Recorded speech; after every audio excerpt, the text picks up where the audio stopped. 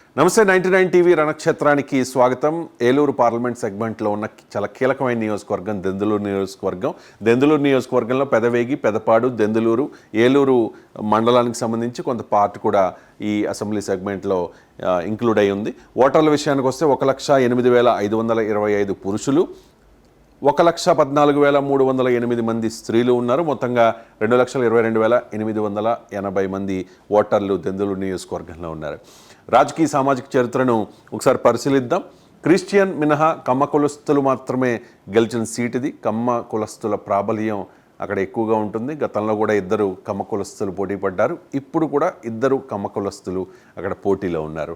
కాంగ్రెస్ 7 సార్లు విజయం సాధించింది. తెలుగుదేశం పార్టీ 6 సార్లు గెలిచింది.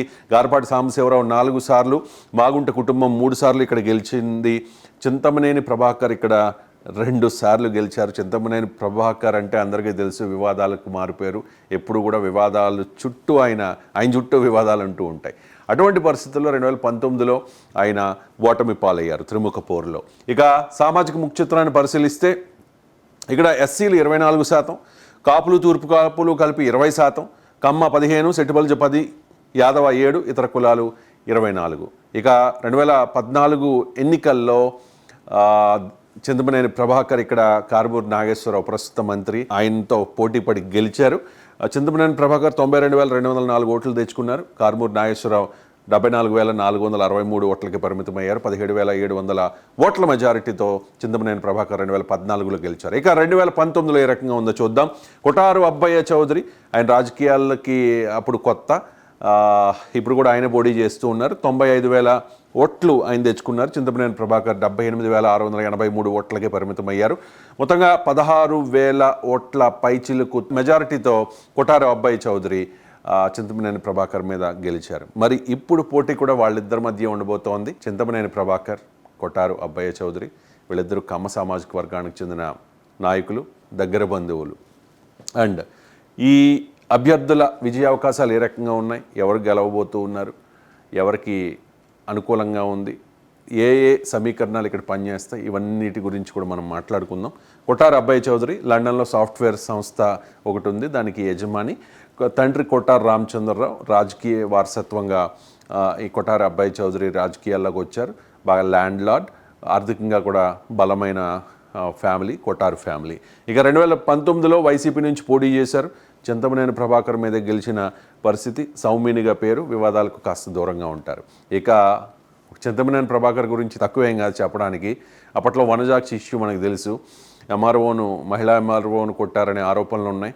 దానికి తోడు నోటి దురుసు, అడ్డు అదుపు లేకుండా ఎవరి గురించి అయినా ఇష్టం వచ్చినట్టు మాట్లాడతారనే ఒక చెడ్డ పేరు చింతమనేని ప్రభాకర్కు ఉంది. చిరంజీవి ఫ్యామిలీ గురించి గతంలో 2019లో విడివిడిగా పోటీ చేసినప్పుడు మీ అన్ననే గెలిపించుకోలేనోడివి నువ్వేం గెలుస్తావు అంటూ కూడా చింతమనేని ప్రభాకర్ పవన్ కళ్యాణ్ ఉద్దేశించి మాట్లాడిన మాటల్ని ఇప్పటికీ మెగా ఫ్యాన్స్ అండ్ కొంతమంది వైసీపీ కాపు నేతలు కూడా ప్రస్తావిస్తోన్న పరిస్థితి. రైతు కుటుంబం నుంచి రాజకీయాల్లోకి వచ్చారు. 2009లో 2014 ఎన్నికల్లో టీడీపీ ఎమ్మెల్యేగా గెలుపొందారు.